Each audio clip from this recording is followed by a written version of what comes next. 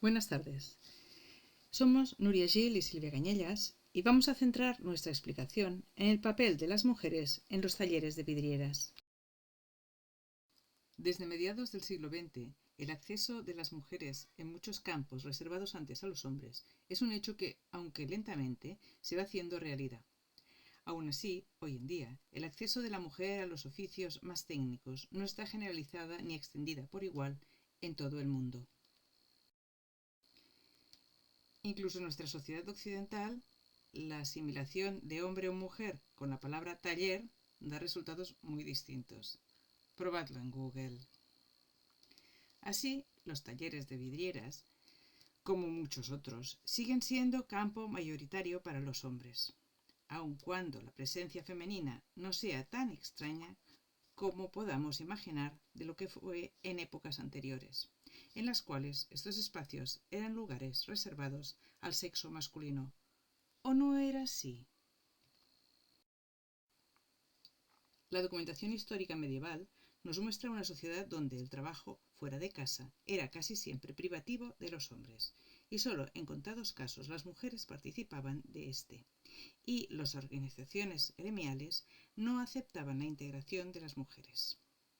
Sin embargo, encontramos algunos casos que ponen en duda la total masculinidad de los oficios. En concreto, del que nos ocupa hoy aquí. Las vidrieras existían desde antiguo. Como empresas familiares que eran, el trabajo del taller de vidrieras no debía ser exclusivo de los hombres. Sin embargo, su reconocimiento social no existió y fue escondido de las manifestaciones oficiales y, por lo tanto, el rastro documental que nos ha dejado es muy limitado, pero no inexistente. En este sentido, en un artículo publicado el año pasado en Arcobe, la revista, hacíamos un repaso a los nombres femeninos que en distintos puntos de Europa, como París, York, Troyes o Barcelona, eran documentados, con el añadido del oficio de vidriera detrás, y eso ya durante los siglos XIII al XV. Del siglo XVI sabemos que algunas esposas o viudas, como Diárgoles o la viuda de Arnaud de Flandes, colaboraron en el taller del marido. Estas colaboraciones debieron producirse en distintos niveles, según los casos, desde la dirección administrativa o económica a la práctica directa en el taller. Hay que destacar dos casos, los de Elisabet Fontaneta en Barcelona y los de Mari Rodríguez en Cuenca. Las dos se hicieron cargo del taller familiar a la muerte de sus respectivos maridos, Jaume Fontanet y Pedro de Valdivieso. En el caso de la primera, Elisabet, dirigió el taller contando con el pintor Pau Forcada y llegaron a encargar obra nueva. Mari Rodríguez fue más allá y se desvinculó de la protección masculina directa.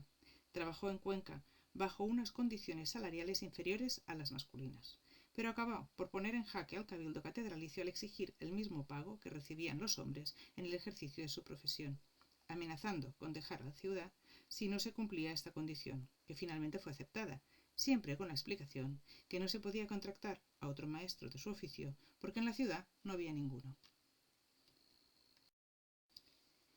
En los siglos XVII y XVIII, las organizaciones gremiales que aunaban los maestros pintores de vidrieras no parece que se empleara la posibilidad de la entrada de las mujeres. Solo nos consta el caso del reconocimiento profesional en Marsella de la mujer del maestro Nicolás, citada siempre con el nombre de su difunto marido. Del Colegio Profesional de Barcelona durante estas fechas tenemos un conjunto muy importante de documentación sobre las actas de las reuniones. A través de ellas se puede comprobar la inexistencia oficial de mujeres en el oficio y los problemas que los colegiados ponían a las viudas que intentaban continuar con el taller de sus difuntos maridos, con pleitos que se siguieron durante años y que requirieron la intervención de las autoridades para evitar la requisición de las propiedades de los difuntos cuando una mujer intentaba vender los productos de la tienda de su marido. A pesar de ello, hay que destacar dos casos que nos muestran una realidad distinta. Por un lado, María Corominas, viuda de Francesc Salàdrigas y madre de otro maestro con el mismo nombre, quien, ya viuda, aconsejaba a los clientes sobre los mejores productos a encargar cuando su hijo se encontraba ausente de la ciudad.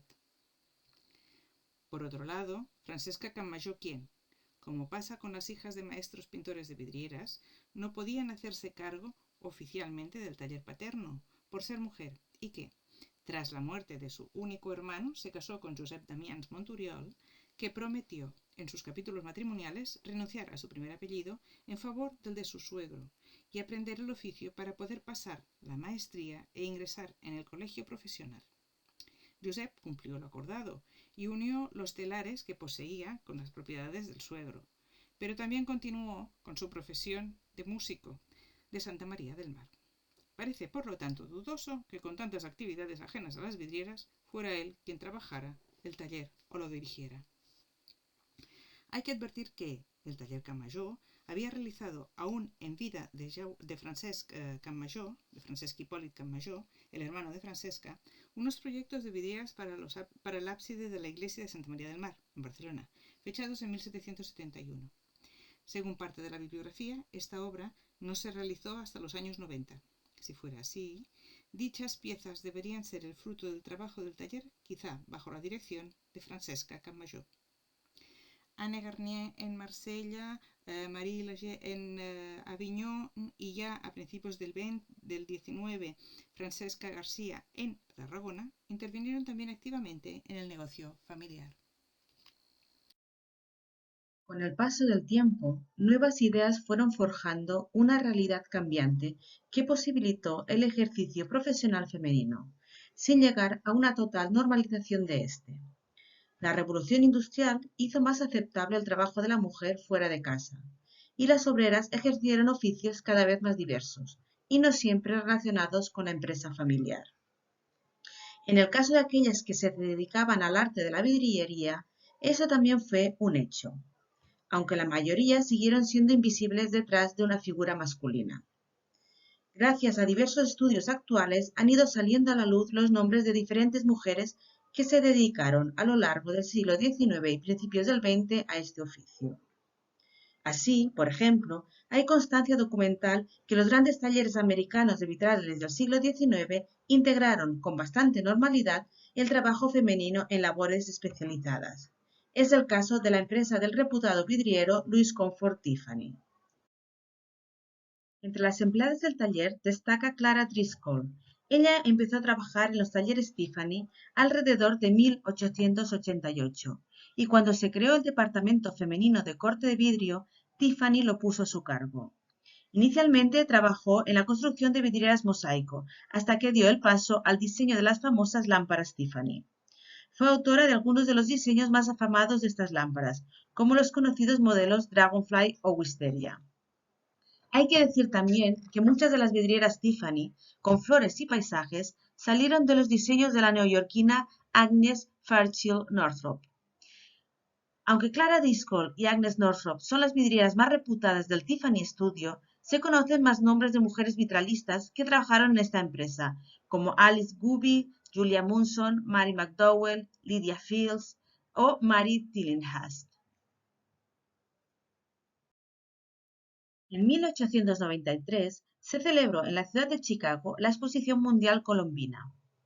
Entre los diferentes pabellones había uno que supuso una gran modernidad para la época, ya que fue construido y decorado por mujeres. Asimismo, estaba destinado a albergar el trabajo artístico de mujeres de todo el mundo. Era el llamado Women's Building. Entre las diferentes disciplinas artísticas que se presentaron en el citado certamen, destacan los trabajos de las mujeres vidrieras, que tuvieron una amplia representación, principalmente las estadounidenses. Agnes Northrop, junto con Mary McDowell, Lydia Fields o Mary Tillinghast, fueron algunas de las chicas Tiffany que presentaron obra en representación de la empresa en el Women's Building de dicha exposición, mayoritariamente cartones y bocetos, aunque también alguna vidriera. Asimismo, participaron exhibiendo obra como Tiffany's Studios en el pabellón de las manufacturas y artes liberales de dicha exposición.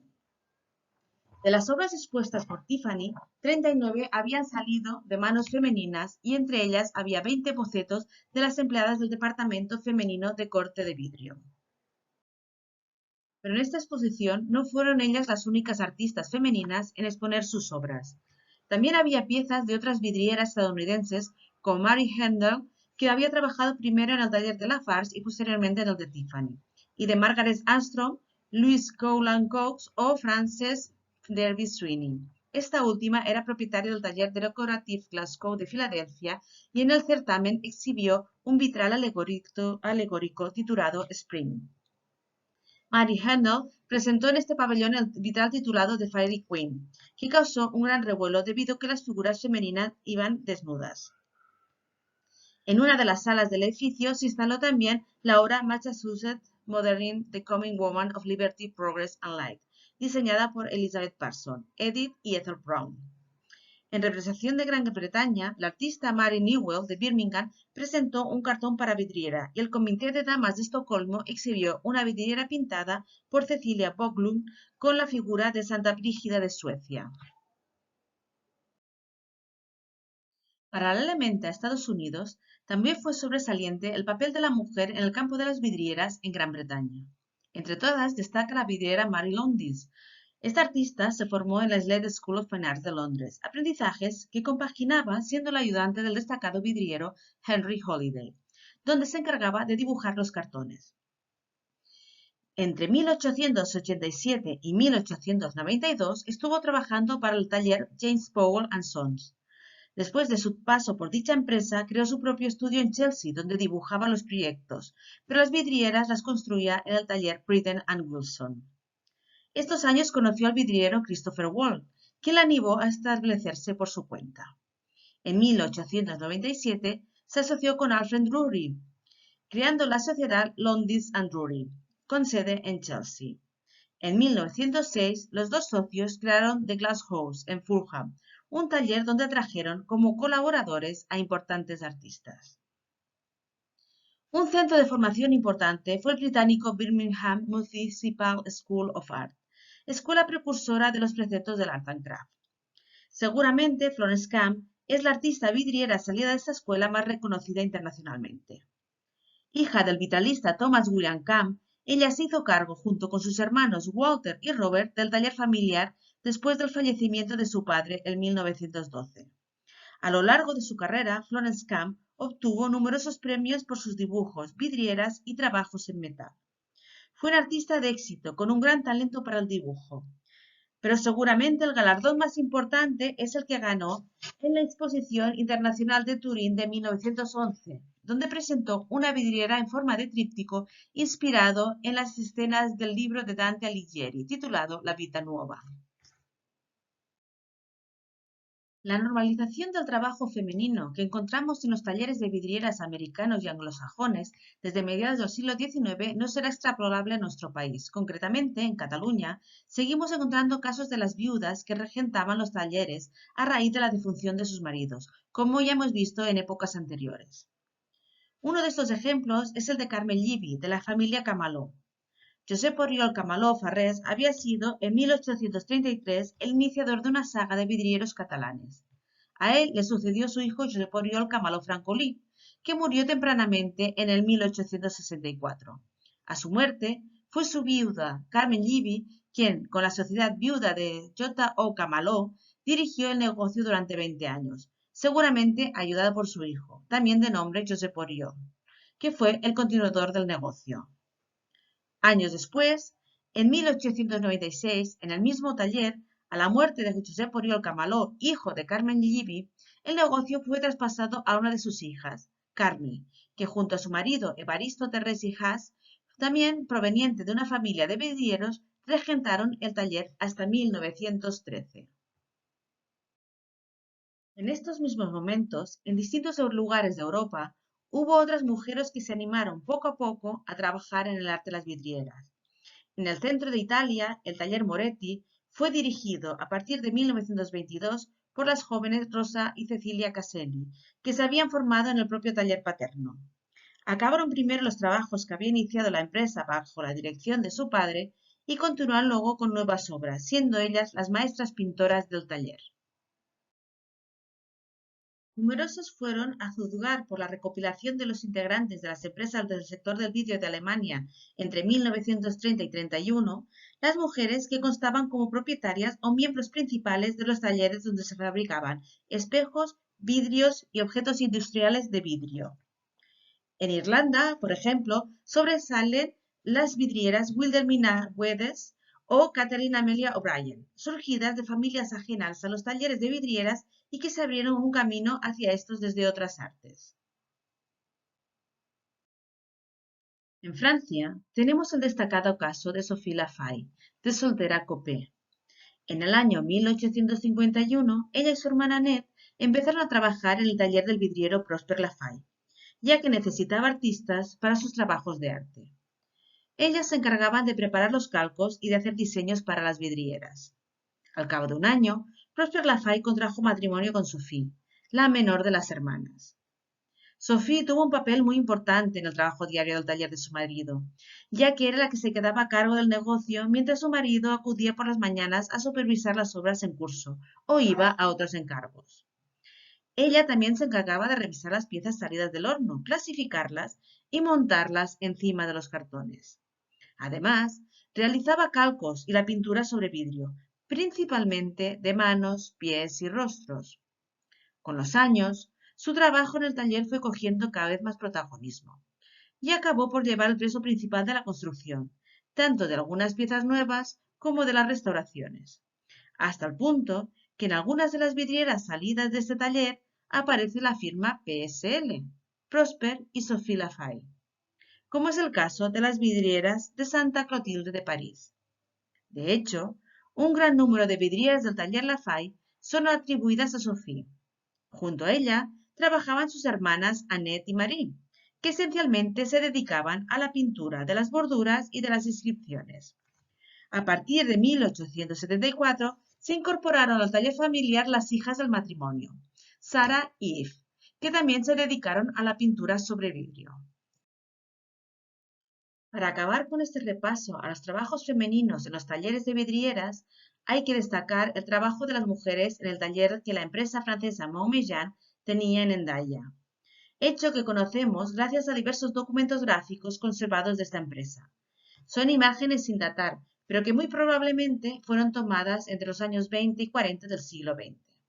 En ellas se puede ver gran cantidad de mujeres, principalmente centradas en el trabajo del montaje y el emplomado. Vemos que en este caso el trabajo femenino está totalmente integrado en la empresa, constituían una cuarta parte de la plantilla. Como conclusión, podemos decir que el papel de la mujer en el taller de vidrieras ha sido largamente silenciado a lo largo de los siglos, pero a pesar de esto, nos han llegado testimonios de su trabajo.